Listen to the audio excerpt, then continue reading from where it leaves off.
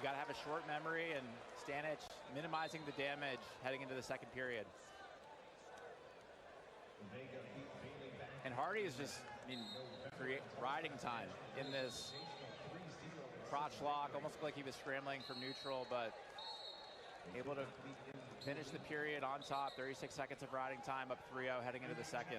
Echemendia was an All-American 2 years ago with a 5th place finish. Stanich, a 2-time EIWA champion. He was an All-American 2 years ago as well. He was 5th, but down at 125. He's up a couple of weight classes, and he's been really good here at 141. Another quick escape, Mike. Those quick escapes are so big. Yeah, and this so big. It's a one-point match. Exactly, much more manageable. And you mentioned Stanich up from 25. He's had a great season so far at 41, undefeated on the year. Only wrestled the second half of the season. First match is coming in January. He's got some good wins over Cornella of Cornell. He's a guy who can put up points. He's got a lot of major decisions. Tech falls on the year. Obviously, Echemendia is a different level of opponent, but hopefully he can find his offense now that he's got to, given he's down. Nasir Bailey, a quick escape on Vega. He leads the Cowboy 1-0. Good job circling and trying to re-attack by Vega, but Bailey with some crafty defense and good action there on the edge. Already 4-0 lead. The number 3 seed here at 141.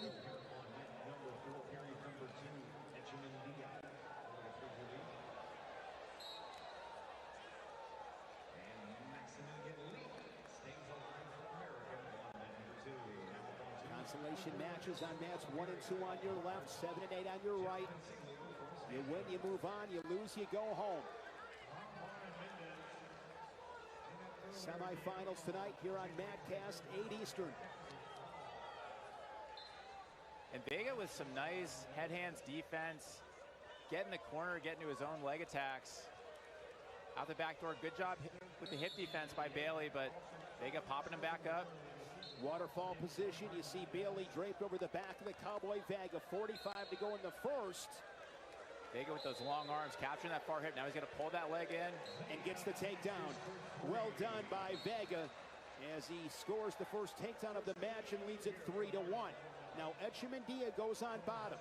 Another thing, Mike, too, with those quick escapes, we'll see how Stanich plays this, but with those quick escapes, riding time 12 seconds, that changes the mentality for your Stanich. If that riding time's 45 seconds, you're letting them go here for sure. But perhaps with the riding time being that close to 0, maybe that wasn't the case here, but that riding time changes dynamics and strategy of matches. Yeah, it was still a possibility, and that first, usually sequence off the whistle, I think tells both guys if it's going to be a factor, but Echemendia, good job getting him to his feet quick, fighting the hands, and Stanich is coming with some offense. Great job moving his feet, getting around the corner.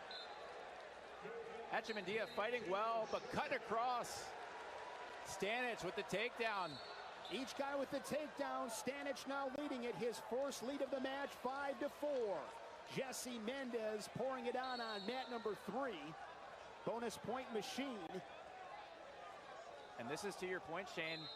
Stanich now is back on top. Riding time still can come into effect. And quick escapes. We all know when you're on bottom, some guys putting a hard ride on you. It takes a lot out of you mentally, physically. Quick escapes keep guys in matches. Yeah, and Stanich now has that optionality to fight for the ride if he can get maybe 1 or 2 more breakdowns. And keep in mind, Echemendia, he's a freestyle guy. His strength is on his feet in comparison to being on the mat. And Stanich, it's well documented, his grit and his pace. He's got a big-time gas tank. He's in a good position right here, yeah, Mike. You see that fight in the hands. He's got the bow and arrow position. I think you call it a coffee grinder, but on the East Coast we call it the bow and arrow. And he's got the hips of Echemendia flat on the mat. He's got his toes in the mat, forward pressure. He's got to keep in bounds here, try to get as much time off the clock as possible. Needs 20 seconds to be eligible for riding time.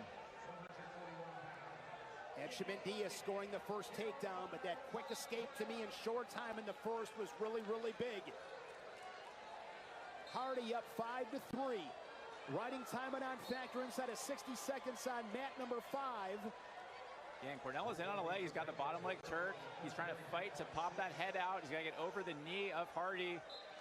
And this is a high percentage finish position on most wrestlers, but we all know Hardy is really difficult to score on.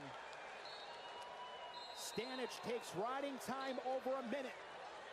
He is 20 seconds away from a berth in a semifinal tonight, where he is going to meet Jesse Mendez.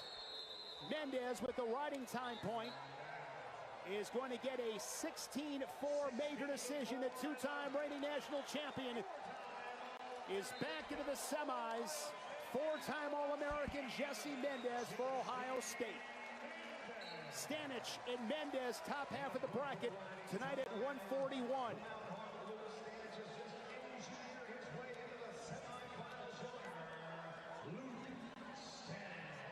And Cornella's in on a shot. He's got to work on the edge here. He's cut across to the double. He's on the butt. Hardy's got the crotch lock. And they're out of bounds. And they do not give the takedown to Cornella. So Brock Hardy, a four-time All-American, into the history books at Nebraska. Brock Hardy back into the semifinals. Final 141-pound quarterfinal on mat number 6. It's a one takedown match, short time. Bailey needs a takedown to tie this one at 4. Yeah, we talk about the defense of Vega. It's a tall task, and Vega got the lead with that takedown in the second of his own off a good re-attack. Got to control the center, anticipate the down block. Bailey trying some fakes from out in the open, but I don't think he's going to be able to get in. Another sensational freshman remains undefeated, Sergio Vega, into the semis at 141 pounds, where he will again meet Brock Hardy of Nebraska. The stage is set for 141 pounds in the semis later tonight, again 8 o'clock Eastern time here on Matcast. And we bring in a very special guest, the national champion of a year ago at heavyweight, the Dan Hodge Trophy winner, Captain America, Wyatt Hendrickson. Wyatt, great to see you. How you been? Oh, man, it's wonderful being here. Not as an athlete, I'll tell you what. Every NCAA national tournament I've been at, I have to stay in the back. I'm trying not to let my emotions get the best of me. I have been the #1 fan. I'm like, 3!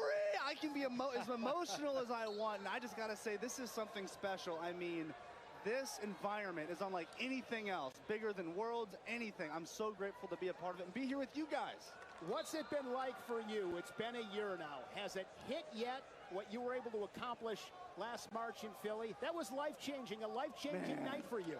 Oh, it absolutely was. And that night I couldn't sleep. The next couple weeks I couldn't sleep. But then I kind of got a grasp on it. I'm like, okay, I think I did something pretty cool. And, I was able to get back to training, but there was a lot of stuff that was taking away my attention from wrestling, and so I've really been trying to hone back into, who I was before that national championship, so I can be the best wrestler on the world stage. But man, I watched my match again for the first time in a couple of months, yesterday or 2 days ago now, and I was just getting goosebumps again, and I'm like, wow, it's almost been a year, but it's awesome. I'll tell you this, Wyatt, and I will pat myself on the back for this one for a long time. Last year, doing the Madcast with Trent Hidley, we were doing the